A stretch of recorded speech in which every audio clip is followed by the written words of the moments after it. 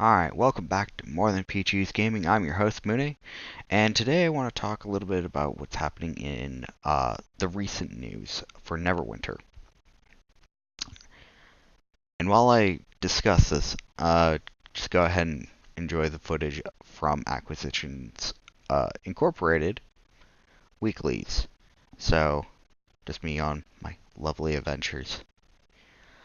So Mod 15 had a lot of great changes to the game, in my opinion, but for the most part was a little bland on the side, and changed the profession system. So Mod 16 was announced within the last day. If you have not read it or watched a video about it, I highly, highly suggest that you go and read it for yourself.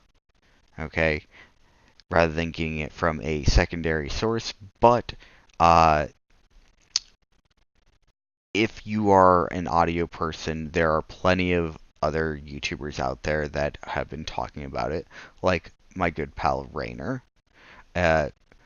Garland, and many others. I think there's a few more that I watched on that talked about it. So there are a ton of videos out there if you want to know what's going on. Okay, this is more of a reactionary video. So first off, what happened? Okay, well, I got a notification from another player in my alliance, and they simply said they are ruining my class. They are ruining the game. I was like, well, what happened? They're like, well, uh, lifesteal's going away, and recovery's going away. I was like, oh, okay. Oh yeah, and they're raising the cap of the levels for your character from 70 to 80. I was like, oh, okay. There and after he mentioned this, I went and I read the patch notes, like all the developers' blogs. I believe there are 4 of them out. Make sure you read each one. But the big one is class and mechanics. That's a big one, as well as class intros. So they're the really big ones. Now, why are these really important? Well, it has everything to do with your class. They're getting rid of some stats for characters. I believe it was armor class, recovery. I'm trying to think what else.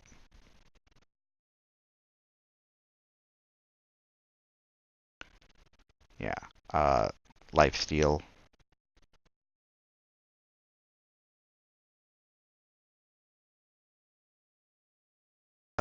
Regeneration, which is changing.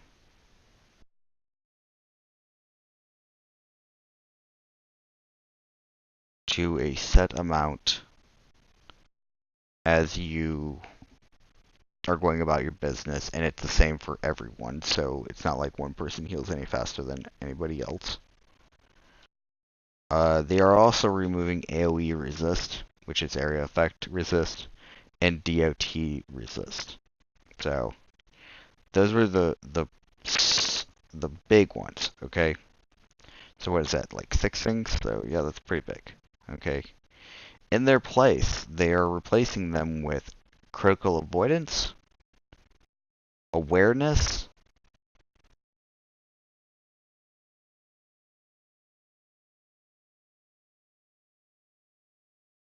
and accuracy. Okay, that means you could miss your target. In addition, they're also adding in recharge speed, which I didn't quite understand this. They're getting rid of recovery and we're getting recharge speed.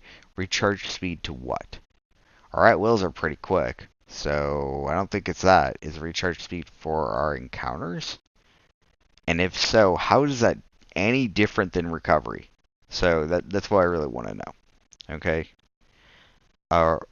Uh, and then they're also adding in. I think that was the only one that they were adding in. Yeah. So it's got me wondering what the heck they're doing. And to be honest, I don't know how I welcome the change. Okay, I am a tank. I like it when I don't have to worry about my health that much.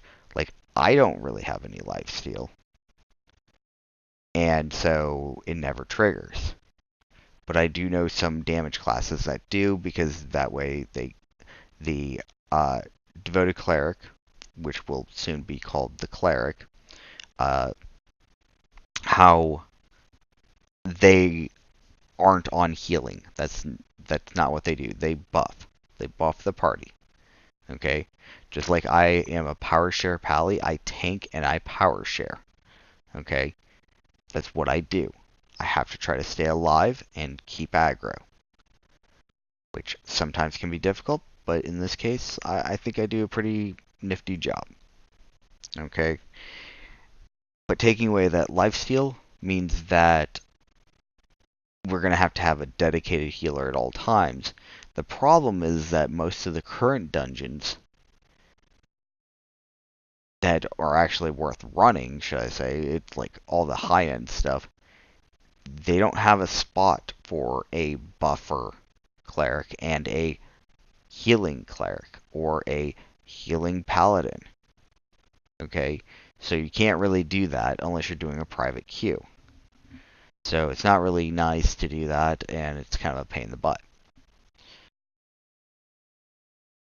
In addition, they're putting in new math when it comes down to how things are done. And I understand the reasoning behind it.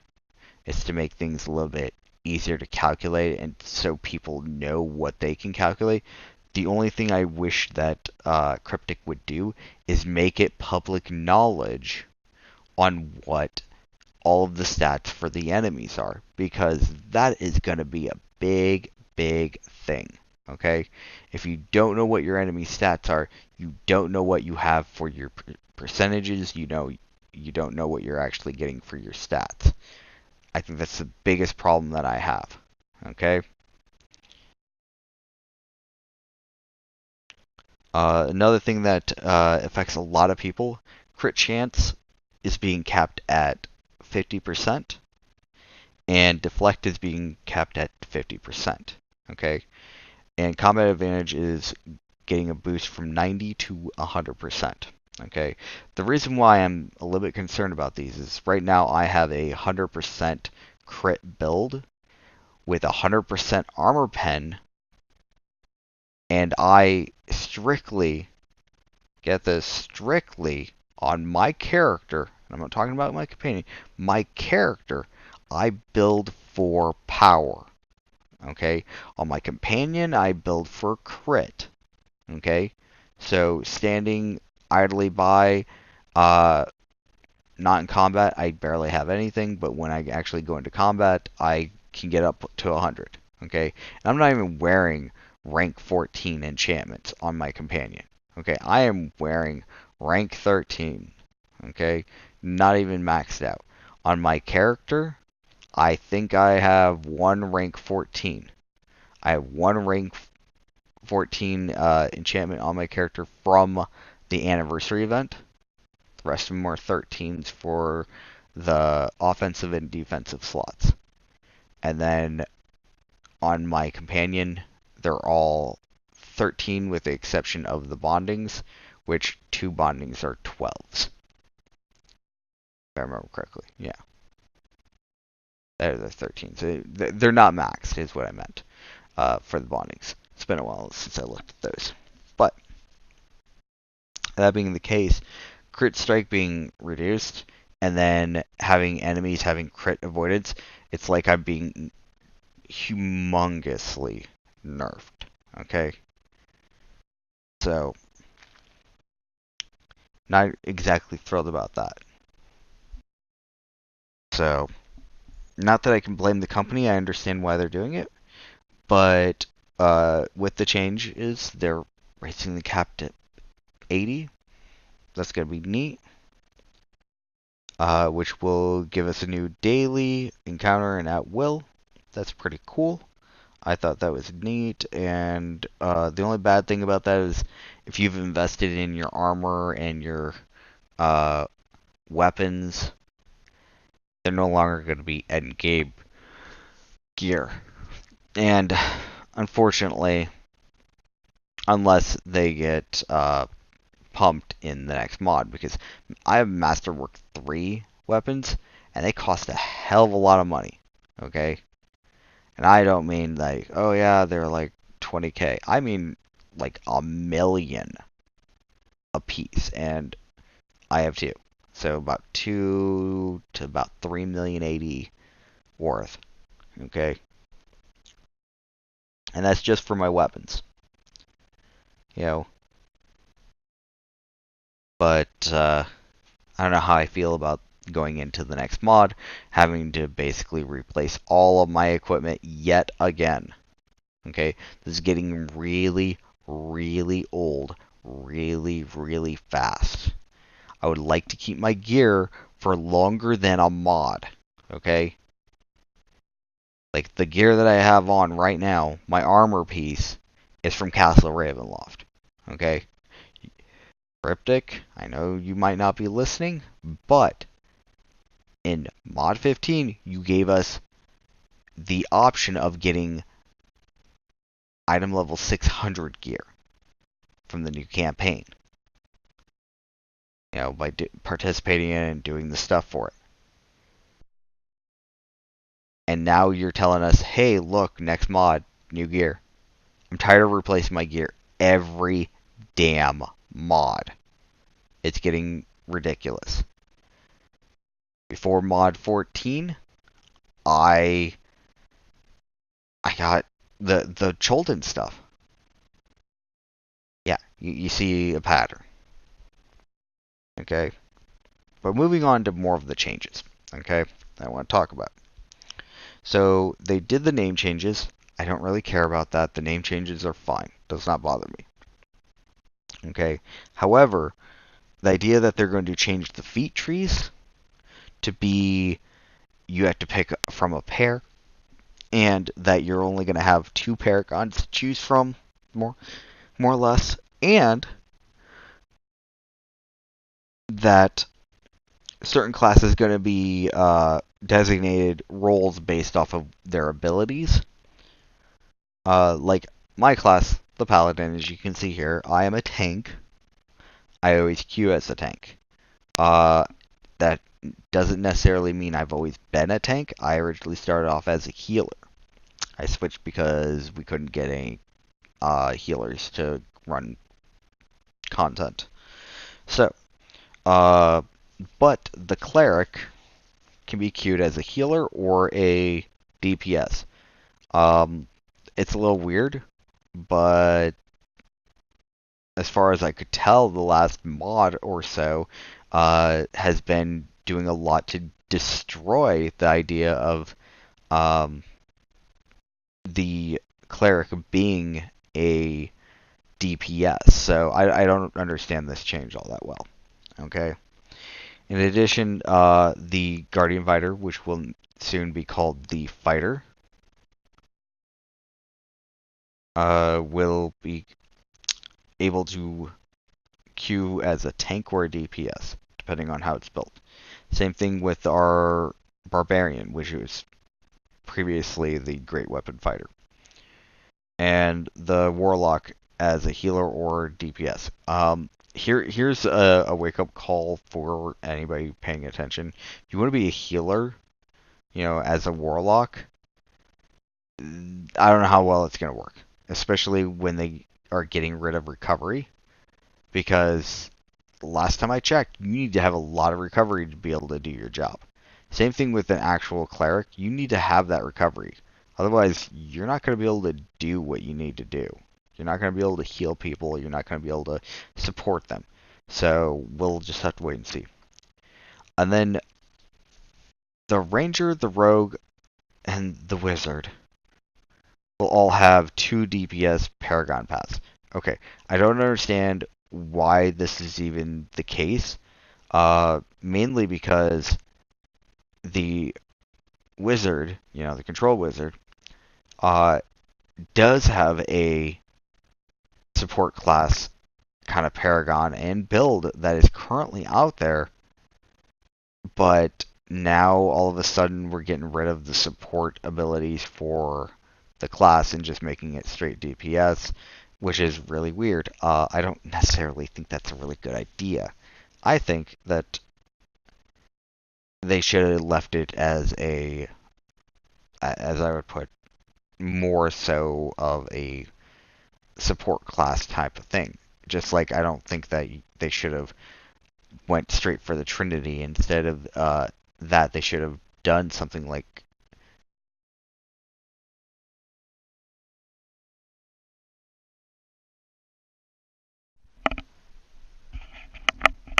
as some type of DPS support, like support DPS, support healer, support tank kind of thing.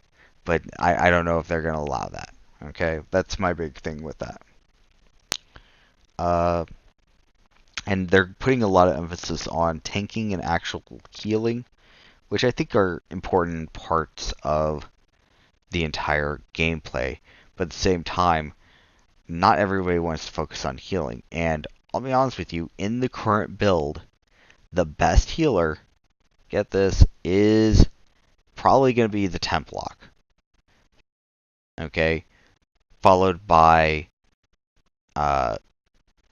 the Paladin.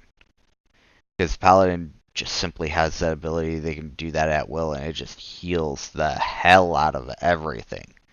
Okay? It is really good. But the problem is that Paladin is also, right now, the best tank in the game, as far as I know. Okay? Because the Guardian Fighter's been focused more on DPS, and that goes the same for the Great Weapon Fighter. So, unless they're planning on making desperate changes for that, I don't see how that's going to work out. Okay, one of the big changes that I did not quite understand, and I really wish they would clarify this, is in one of the paragraphs they say the Paladin, Fighter, and Barbarian all have a redesigned guard which provides a shield equal to their maximum hit points. Their guard absorbs damage until it is depleted, at which point the damage hits the player directly. Okay, this line, these two sentences, are very confusing because the Paladin and the Fighter already have shields. Okay, they have a physical shield that they carry around. Okay, how is the Barbarian going to have a shield? Okay, are they taking away the sprint ability or determination or unstoppable abilities to make this happen? This is especially concerning for console players where we're limited on buttons. Okay, I mean, right as it sits on console, the L2 and R2 buttons are at wills. Our L1 is our alternate between our things. Our R1 is usually a class feature. Like for the Paladin, it is the Divine Call. And if I remember correctly, for the Great Weapon Fighter, it is the Determination. I think that's the Unstoppable thing. So, and I think the Guardian Fighter marks targets. So, it's a little weird. And then X's interact. Square, triangle, and circle are our encounters. The touchpad is for scoreboards and stuff like that. Our start button, our options button really, pulls up our like main menus, and then our L3 is to, I think, uh, pull up our shields and so forth, and I think R3, I'm trying to remember what it does. Auto run, yeah. So, yeah, that's basically all of the buttons at this point, other than like the D-pad, which the D-pad is used for all sorts of things. So, keeping that in mind, that means there's no buttons for the additional shield. So, something has to be changed or done away with. So, that's why I'm concerned about that.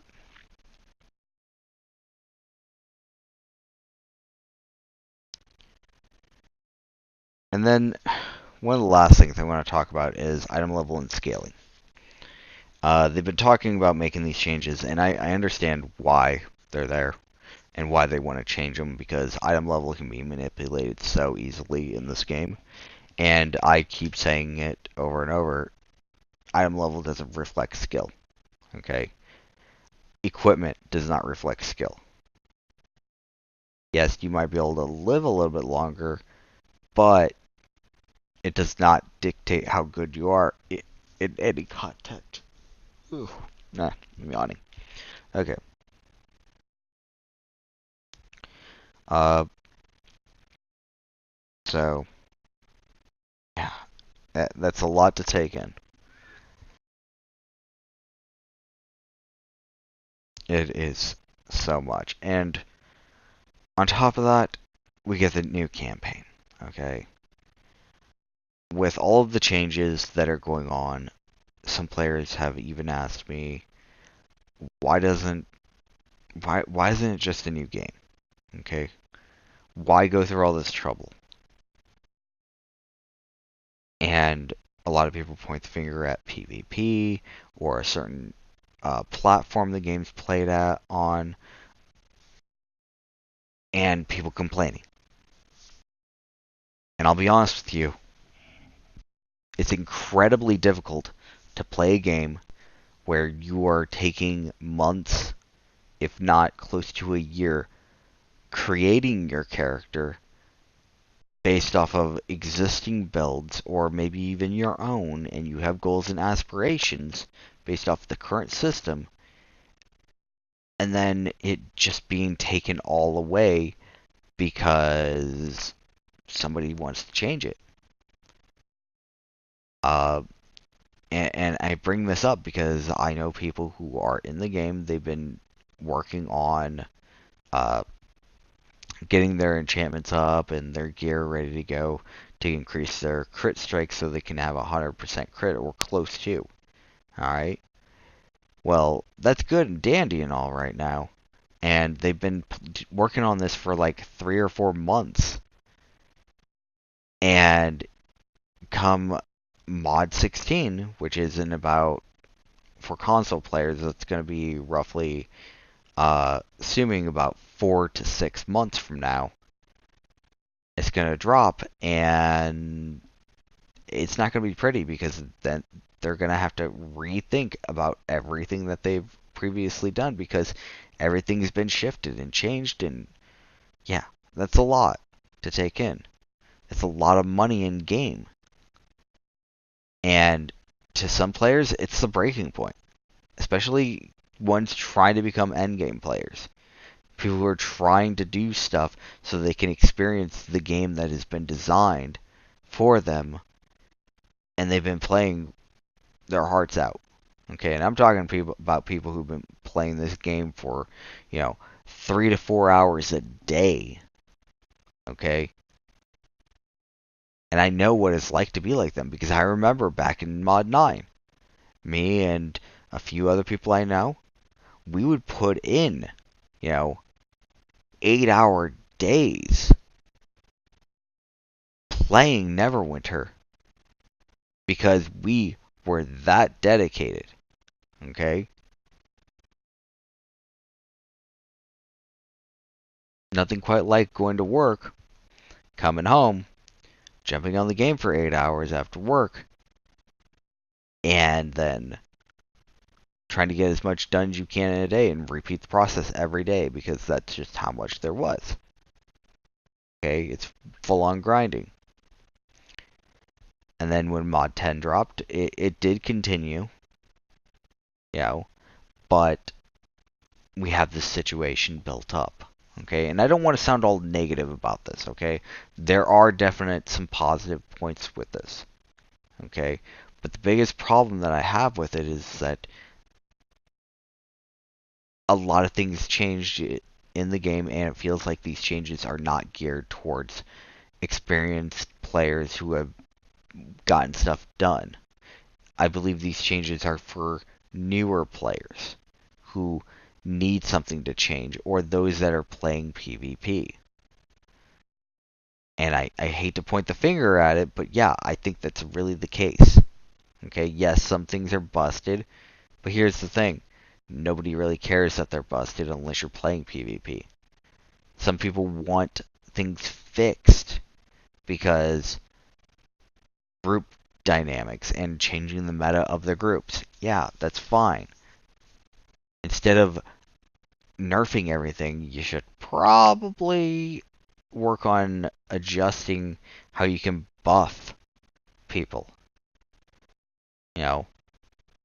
Because I still experience situations where I get one shot as a tank in some content. Okay? Not for the lack of trying, but sometimes it just kind of happens. Okay? And the argument with the healing thing is there are two states currently in the game, and that is at full health or dead. Well, guess what? I go a lot in between, but I don't have lifesteal. I have to heal myself all the time. And unfortunately, because the way that the game functions in healing,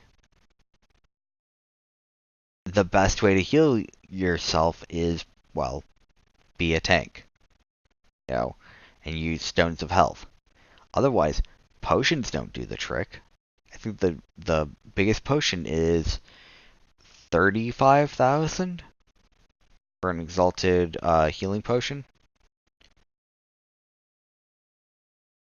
So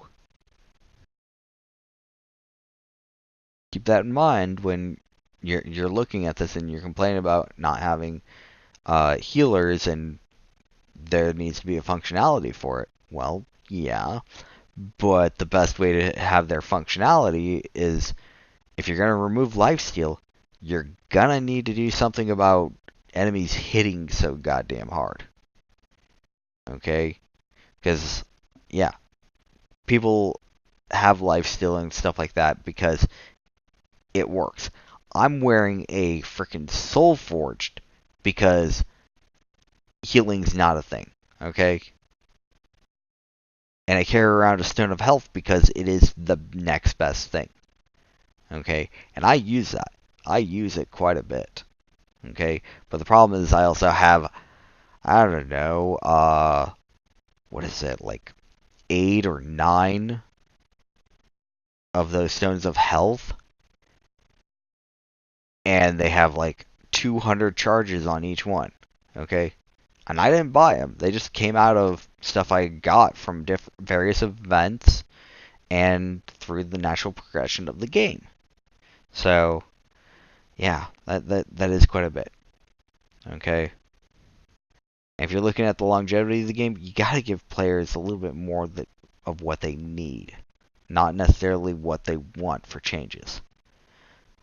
Work on fixing bugs that already exist in the game. That is one of the biggest things I have to say. Because players have been dealing with broken mechanics for years. Okay? I have people who go in on dungeons, like as the Great Weapon Fighter, and they get their determination broken within, I don't know, first half of the dungeon, and the only way to fix it, generally, is for them to kill themselves. Okay? That's just not good. And I asked people, it's like, so how often does this happen? They're like, once every 2 dungeons. It's like, oh, okay, that seems like a really big deal. Okay. It's very common and makes it the hardcore dungeons pretty much impossible to play because you just can't do it. Because the moment you hit I am stuck, defeat me, it's game over. You have to redo the dungeon. Okay? And that's the issue. And that partially plays a little bit into what is currently available on the mod. What the hell were you guys thinking? Weekly quest for hardcore is like Tomb of the Night Gods on hardcore, minimum item level. That's a really big challenge, I know. So, but moving into mod 16, hopefully preview will shine some light on exactly how good this is. I will be partaking in the preview server on PC so I can give it a shot and see what all the changes are and so forth. I'm hoping that based off of the information, people can make more educated guesses, like what they want to do. And I've been informing people in my alliance and basically telling them, go read the information for the mod. Because I personally wouldn't want to be one of those individuals that goes and does the content, plays the game like normal, and then just has a bomb drop on me when it's revealed that all this stuff is going to happen or is happening. I don't like surprises like that. That just be a pain in the ass. Okay? And on top of that, I want the game to feel like it's alive. We have lost so many people in the last 6 months. Okay? And if this can revitalize it, great. But you don't want to make these changes. I'm referring to the company. You don't want to make these changes if it's going to hurt your community. Because right now, community's hurt real hard. Okay? We lost a lot of people about 6 months ago. But with all that being said, I am hoping that the game ends up being good. I'm hoping that preview and its experience is good. I want it to be good. But we'll have to wait and see. Okay? And if you made it through this long rambling of a video, thank you so much. You know, I hope that this was some enlightenment on what's going on in the game and what's coming at us. And I still highly suggest everybody, please go read the developers' blogs on the official website, on arcgames.com's website. And maybe you can, give me a comment. What do you think is going to happen? What are you hoping for? And have these announcements, these blogs, their cryptic plans for the game, saved the game, ruined the game? Has it made it no different? I'm really kind of curious what everybody thinks it's going to be. Is it going to be a positive or a negative outlook? Me personally, I think it can be both. But from the people I've been interacting with, every time I explain them, like an actual group chat, it has been negative. Every time I read something online, like on the official forums or anywhere else, it's always positive. So I don't know how I feel about it yet. So we'll just have to wait and see. Alright? So thank you again for watching, and this has been Mune. I can't even say my name, it's so late. It's been Mune for More Than PG's Gaming, and thank you again for watching.